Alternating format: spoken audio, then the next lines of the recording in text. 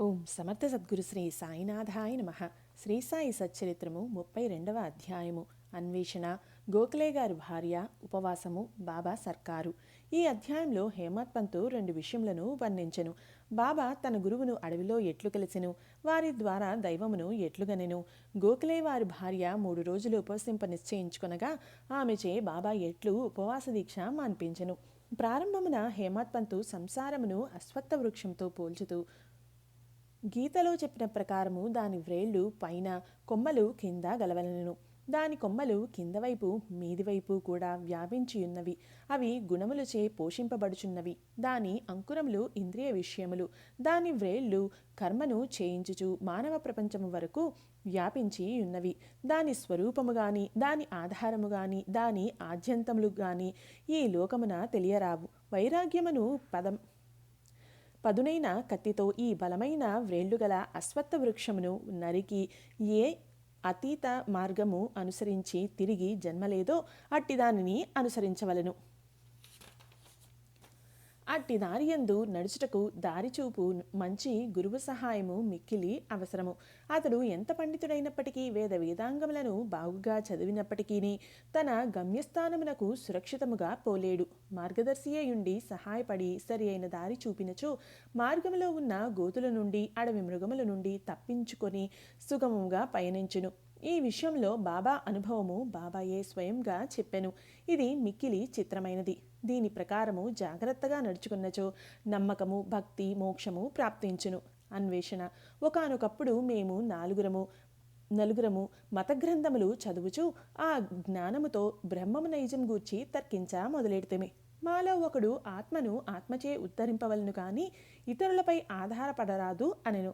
అందుకు రెండవ వాడు, మనస్సును స్వాధీనమందు ఉంచుకున్నవాడే ధన్యుడనియు, మనము ఆలోచనలను నుండి, భావముల నుండి ముక్తులమైనచో మనకంటే వేరైనది ఈ ప్రపంచంలో వేరేదియూ లేదని చెప్పెను. మూడవ వాడు, దృశ్య ప్రపంచమును సదా పరిణామశీలమైనదనియు, నిరాకారమే సత్యమైనదనియు, కావున సత్యాసత్య విచక్షణము అవసరం అనియు చెప్పెను. నాలుగవ వారు అనగా బాబా, పుస్తక జ్ఞానం ఎందుకు పనికిరానిది. మనకు విధింపబడిన కర్మను మనము పూర్తి చేసి తనువును మనమును పంచప్రాణములను గురువు పాదములపై పెట్టి శరణు వేడవలను. గురువే దైవము, సర్వమును వ్యాపించినవాడు. ఇట్టి ప్రత్యయ ఏర్పడుటకు దృఢమైన అంతులేని నమ్మకం అవసరం అనెను. ఈ ప్రకారముగా తర్కించుచు మేము 4 పండితులము భగవంతుని వెతుకుటకు అడవుల్లో తిరుగా ఆరంభించితిమి.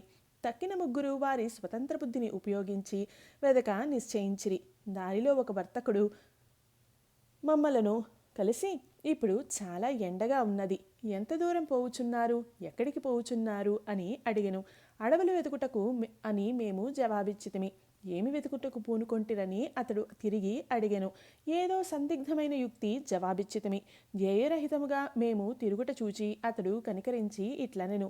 అడవుల సంగతి పూర్తిగా తెలియకుండా మీ ఇష్టం వచ్చినట్లు తిరగరాదు. అడవులలో సంచరింపదలచినచో మీ వెంట ఒక మార్గదర్శి ఉండియే తీరవలను.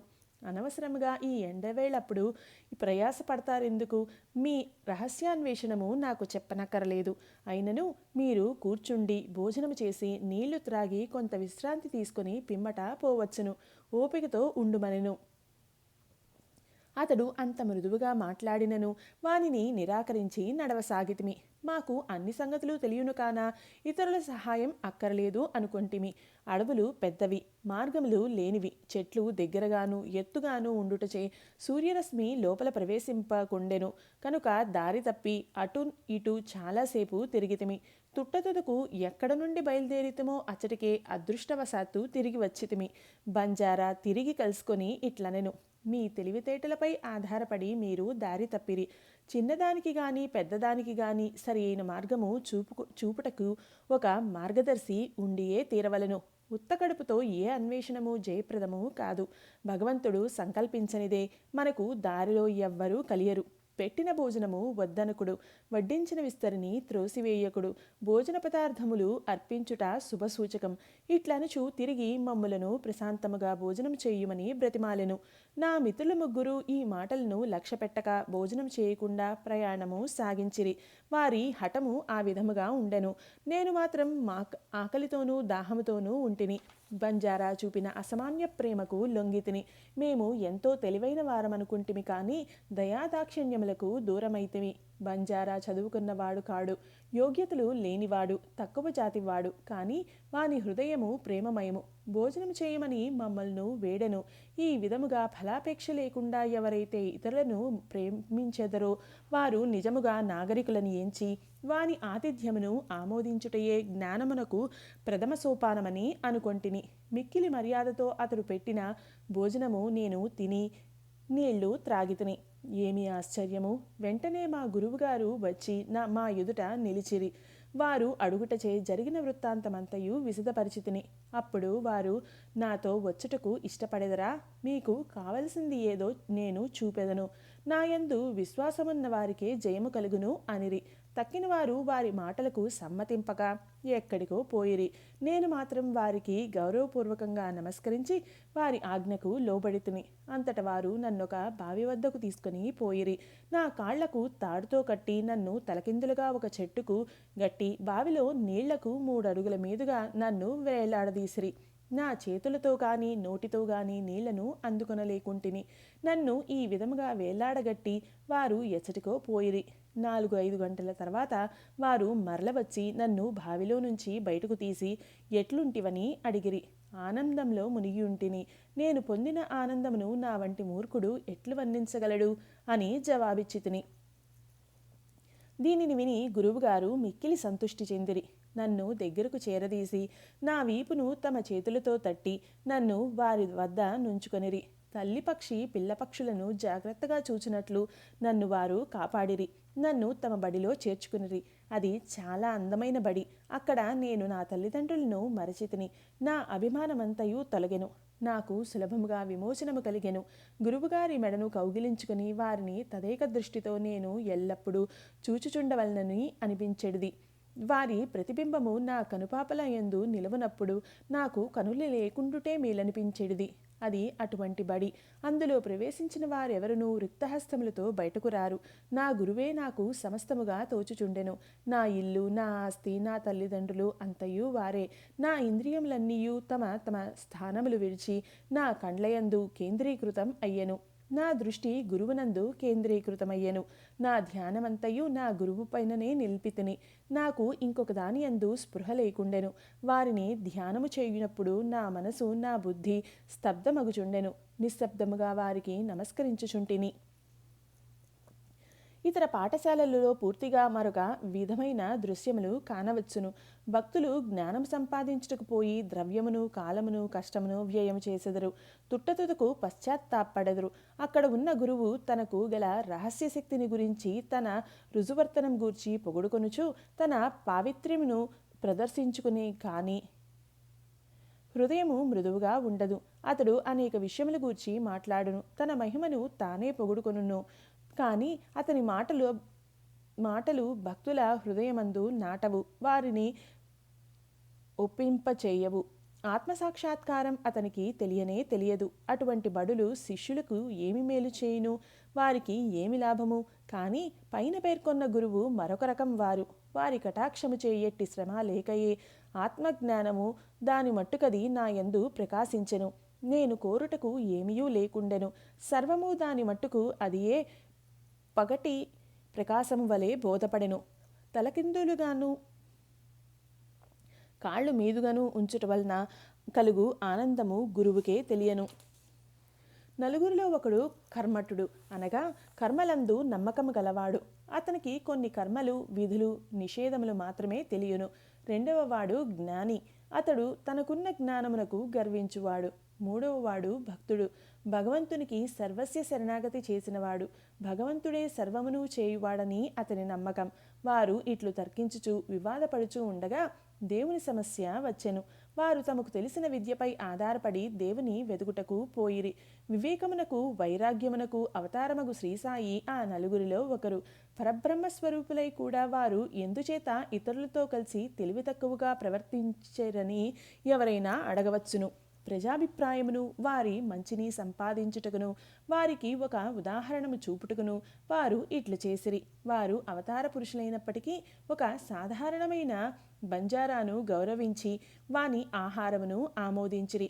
అన్నము పరబ్రహ్మ స్వరూపమని వారి నమ్మకం. బంజారా ఆహారమును నిరాకరించిన వారు కష్టముల పాలైరి. గురువు లేనిదే జ్ఞానము సంపాదించుటకు వీలు కాదని వారు బోధించిరి. తైత్తరీయోపనిషత్తు తల్లిని తండ్రిని గురువును గౌరవించి పూజించి మతగ్రంథములను అభ్యసించవలనని చెప్పుచున్నది. ఇవి మన మనస్సును పావనము చేయుటకు మార్గములు. మనస్సును పావనము చేయనిదే ఆత్మ సాక్షాత్కారము పొందలేము. ఇంద్రియములు గాని మనస్సు గాని బుద్ధి గాని ఆత్మను చేరలేవు. ప్రత్యక్షము అనుమానము మొదలైన ప్రమాణములు మనకు ఈ విషయంలో సహాయపడవు. గురువుగారి కటాక్షమే మనకు తోడ్పడును. ధర్మము అర్థము కామము మన కృషి వల్ల లభించును. కానీ నాల్గవది అగు మోక్షము గురువు సహాయం వల్లనే పొందనగును. సాయి దర్బారులోనికి అనేక మంది వచ్చి వారికి తెలియ విద్యలను ప్రదర్శించి పోయేడివారు. జ్యోతిష్కులు రాబో విషయములను చెప్పుచుండెడివారు. యువరాజులు గౌరవనీయులు సామాన్యులు పేదవారు సన్యాసులు యోగులు పాటగాండ్రు మొదలగు వారు బాబా దర్శనమునకై వచ్చేడివారు. ఒక మహారు వచ్చి జోహారు చేసి, ఈ సాయి మా బాప్ అనగా తల్లియు తండ్రియు అనియు వారు మన చావు పుట్టుకలను తుడిచివేయుదురనియు చెప్పెను. గారడివాండ్రు గుడ్డివాండ్రు చొట్టవారు నర్తకులు నాద సాంప్రదాయం వారు పగటి వేషముల వారు కూడా అచట సమాదరింపబడుచుండిరి. తన వంతు రాగా ఆ బంజారా కూడా కనిపించెను. తన పాత్రను ముగించెను. మనము ఇప్పుడు ఇంకొక కథను విందము. గోఖలే గారి భార్య ఉపవాసము. బాబా ఎన్నడూ ఉపవసించలేదు. ఇతరులను కూడా ఉపవాసం చేయనిచ్చువారు కారు. ఉపవాసం చేయువాని మనస్సు స్థిమితంగా ఉండదు. అట్టివాడు పరమార్థం ఎట్లు సాధించును? ఉత్తకడుపుతో దేవుని చూడలేము. మొట్టమొదట ఆత్మను శాంతింపచేయవలెను. కడుపులో తడి కలుగజేయు ఆహారము గాని పౌష్టిక శక్తి లేనప్పుడు భగవంతుని ఏ కండ్లతో చూడగలము? ఏ నాలుకతో పొగడగలము? ఏ చెవులతో వానిని వినగలము? వేయేలా మన అవయవములన్నీ వాని శక్తిని అవి సంపాదించుకున్నప్పుడు అవి మంచి స్థితిలో ఉన్నప్పుడే మనము భక్తి మొదలగు సాధనలను ఆచరించి దేవుని చేరగలము. కాబట్టి ఉపవాసం కానీ మితిమించిన భోజనం కానీ మంచిది కాదు. ఆహారంలో మితి శరీరమునకు మనస్సునకు కూడా మంచిది. గోఖలే భార్య కానిట్కర్ భార్య శ్రీమతి కాశీబాయి వద్ద నుండి దాదా కేల్కర్కు జాబు తీసుకుని షిరిడీకి వచ్చెను. ఆమె బాబా పాదముల వద్ద 3 రోజులు ఉపవసించి కూర్చొని నిశ్చయంతో వచ్చెను. బాబా అంతకు ముందు రోజు కేల్కర్తో తన భక్తులను హోళీ పండుగ నాడు ఉపవాసం చేయనీయమని చెప్పి ఉండెను. వారు ఉపవసించినచో బాబా యొక్క ఉపయోగం ఏమనెను. ఆ మరుసటి దినము ఆమె దాదా కేల్కర్తో పోయి బాబా వద్ద కూర్చుండగా బాబా వెంటనే ఆమెతో ఉపవాసం చేయవలసిన అవసరం ఏమి? దాదా భట్టు ఇంటికి పోయి బొబ్బట్లు చేసి అతనికి పిల్లలకు పెట్టి నీవు కూడా తినుము అనెను. హోళీ పండుగ వచ్చెను. దాదా కేల్కరు భార్య బయట చేరెను. కేల్కర్ ఇంట్లో వండుటకు ఎవరూ లేకుండిరి. కావున బాబా సలహా సమయోచితముగా ఉండెను. గోఖలే గారి భార్య దాదాభట్టు ఇంటికి పోయి బొబ్బట్లు చేసెను. ఆ రోజు అక్కడనే ఉండెను. ఇతరులకు పెట్టెను, తాను తినెను. ఎంత మంచి కదా! ఎంత చక్కని నీతి! బాబా సర్కారు. బాబా తన బాల్యంలో జరిగిన కథను ఈ విధంగా చెప్పెను. నా చిన్నతనములో భుక్తి కొరకు వెతుకుచూ బీడ్గాం వెళ్ళి తిని అక్కడ నాకు బట్టలపై చేయు అల్లిక పని దొరికెను. శ్రమ అనక కష్టపడి పనిచేసి తిని యజమాని నా పనికి సంతుష్టి చెందెను. నాకంటే పూర్వము 3 కుర్రవాళ్ళు పనిలో ఉండిరి. మొదటివానికి 50 రూపాయలు, రెండవ వానికి 100 రూపాయలు, మూడవ వానికి 150 రూపాయలు. నాకు ఈ 3 మొత్తములకు రెండింతలు అనగా 600 రూపాయలు జీతం ఇచ్చెను. నా తెలివితేటలు చూచి యజమాని నన్ను ప్రేమించి మెచ్చుకొని నిండు దుస్తులిచ్చి నన్ను గౌరవించెను. వీనిని వాడకుండా జాగ్రత్తగా దాచుకుంటిని. మానవుడిచ్చినది త్వరలో సమసిపోవును గాని దైవమిచ్చునది శాశ్వతంగా నిలుచును. ఇంకెవరిచ్చింది దీంతో సరిపోల్చలేము. నా ప్రభువు తీసుకో అనును కాని ప్రతివాడు నా వద్దకు వచ్చి తే అనుచున్నాడు. నేను ఏమి చెప్పుచున్నానో గ్రహించువాడు ఒక్కడూ లేడు. నా సర్కారు యొక్క ఖజానా నిండుగా ఉన్నది. అది అంచు వరకు నిండి పొంగిపోవుచున్నది. నేను త్రవ్వి ఈ ధనమును బండ్లతో తీసుకుపొండు. సుపుత్రుడైన వాడు ఈ ద్రవ్యమునంతయు దాచుకొనవలను అంచున్నాను. నా ఫకీర్ చతురత, నా భగవానుని లీలలు, నా సర్కారు అభిరుచి మిక్కిలి అమోఘమైనవి. నా సంగతి ఏమి? శరీరము మట్టిలో కలియును, ఊపిరి గాలిలో కలియును. ఇట్టి అవకాశము తిరిగి రాదు. నేను ఎక్కడికో పోయేదను, ఎక్కడనో కూర్చుండెదను. మాయ నన్ను మిగుల బాధించుచున్నది. అయినప్పటికీ నా వారి కొరకు నేను ఆతురత పడెదను. ఎవరైనా ఏమైనా సాధన చేసినచో తగిన ఫలితము పొందెదరు. ఎవరైతే నా పలుకులను జ్ఞప్తియందుంచుకునేదరో వారు అమూల్యమైన ఆనందమును పొందెదరు. ఇది 32వ అధ్యాయం సంపూర్ణం. సద్గురు శ్రీ సాయినాథార్పణమస్తు. శుభం భవతు.